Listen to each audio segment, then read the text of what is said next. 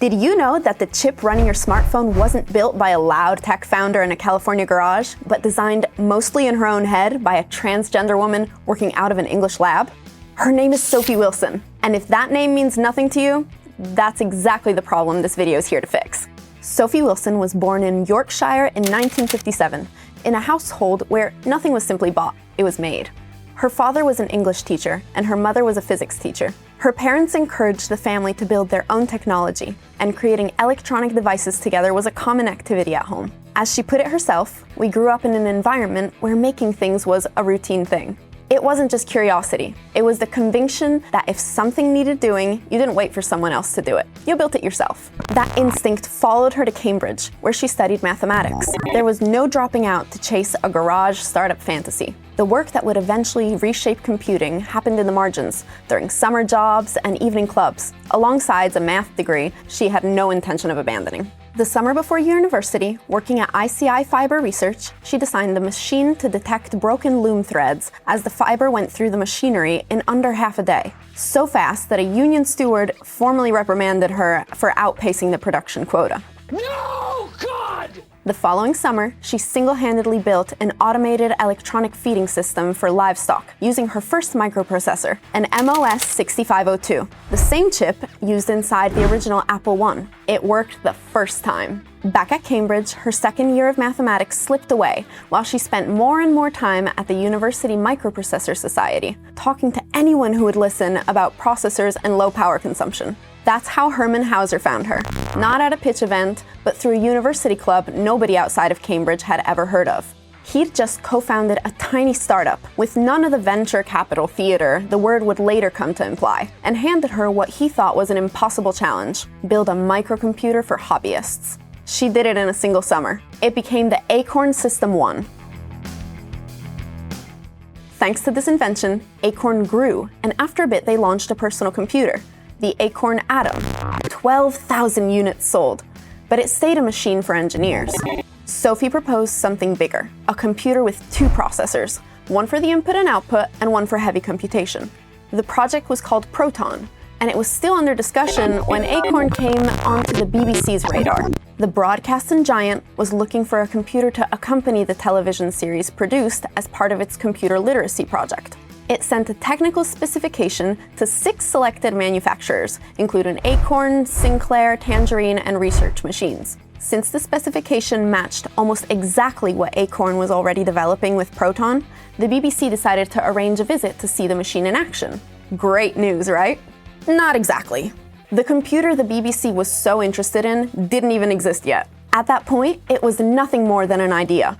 But the opportunity was enormous, and they had to seize it. Acorn's future and its credibility were at stake. Locked in a lab with her colleague Steve Ferber, Sophie Wilson designed the entire system, including printing the circuit board, in just 3 days, starting on a Monday and going at it until Wednesday. By Thursday evening, the prototype had been assembled, but the software was still plagued with bugs, forcing her to work through the night into Friday to fix them. Sophie later recalled watching the wedding of Charles and Diana on a small portable television while debugging the software and resoldering the prototype. It was the end of July 1981.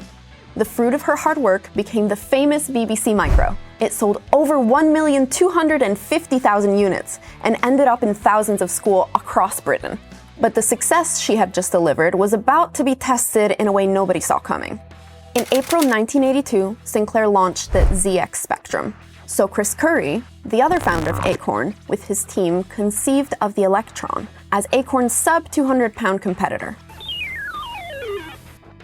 In many ways, it was a cut-down BBC Micro. It used one Acorn-designed uncommitted logic array, ULA, to reproduce most of the functionality. But problems in producing the ULAs led to short supply, and the Electron, although launched in August 1983, was not on the market in sufficient numbers to capitalize on the 1983 Christmas sales period. Acorn was holding orders for over 300,000 units, but only 30,000 were actually available. Acorn resolved this problem in 1984 and negotiated new production contracts. Acorn became more known for its BBC Micro Model B than for any of its other products. The company had borrowed heavily to scale up production, and a creditor, fed up with the delays, moved to shut it down entirely. In the middle of that crisis, Acorn realized something fundamental. Every tech company that survives long enough faces the same moment. The product that made you famous isn't enough anymore, and the next move will either define you or finish you. Acorn was there now, and they couldn't afford to get it wrong. So they went looking for answers. They visited the Western Design Center in Arizona, the company that designed 6502.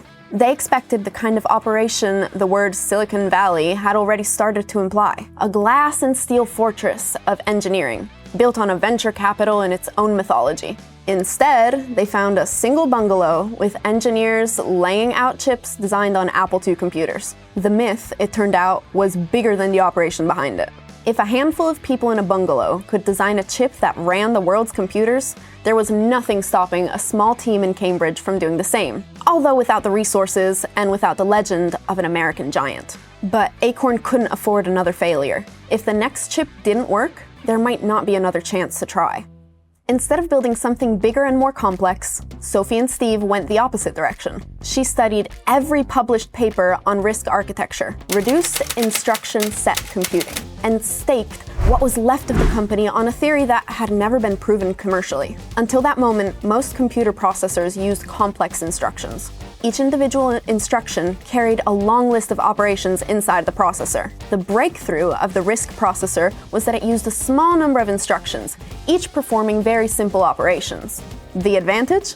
The circuitry became dramatically simpler. There were far fewer transistors, allowing the creation of processors that were more energy efficient and way cheaper to manufacture. Sophie Wilson sketched out the entire instruction set over the summer of 1983, almost entirely in her head. As Hermann Hauser later put it, Sophie did it all in her brain.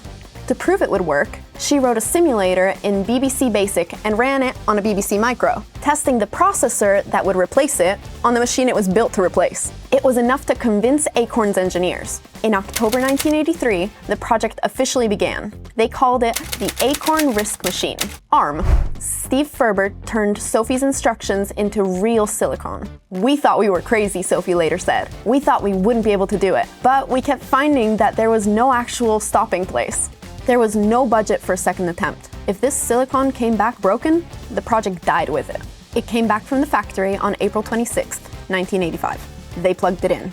The operating system booted. BBC Basic ran. First attempt, no errors.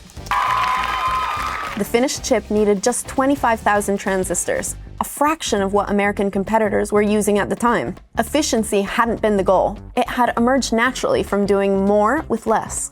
By 1990, Acorn, Apple, and VLCI Technology spun the chip division into an independent company, ARM Ltd.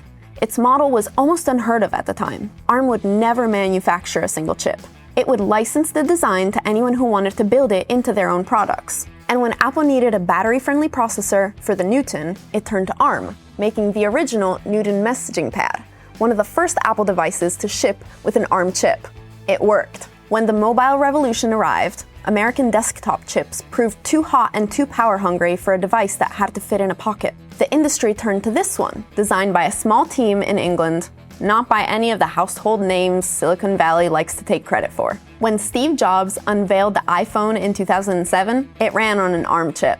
Today, ARM architecture powers over 95% of smartphones on this planet. This architecture wasn't built by a Silicon Valley founder, and it wasn't funded by a California venture capital. It was built by Sophie Wilson, a mathematician, a maker, and a transgender woman who transitioned publicly in the 90s, at a time when doing so came at an enormous personal and professional cost. She stayed in the industry, continuing to push the boundaries of chip design. She kept developing the architecture throughout the following decade, co-designing the ARM3, the ARM610, and the ARM700, the chips that would power PDAs, early smartphones, and MP3 players in the 1990s. In 1999, as Acorn itself was dissolving, she and 6 colleagues founded Element 14, a management buyout build around a new processor she had designed, called FirePath, aimed at the emerging ADSL broadband market. 2 years later, Broadcom acquired Element 14 for $450 million. Sophie's technology was now inside the exchanges carrying broadband into millions of homes around the world. She's still there. Senior Technical Director at Broadcom, Cambridge office. still being relevant in the industry. Although she's considered one of the most important engineers in the history of computing, you won't find her face on the cover of a tech magazine. There's no Hollywood biopic. But every single time you unlock your phone, you're running something she designed. It happened in an English lab, while the story everyone tells about technology kept looking somewhere else. This was Small Giants. Who else do you think got written out of history? Drop a name in the comments. We're already taking notes for the next one.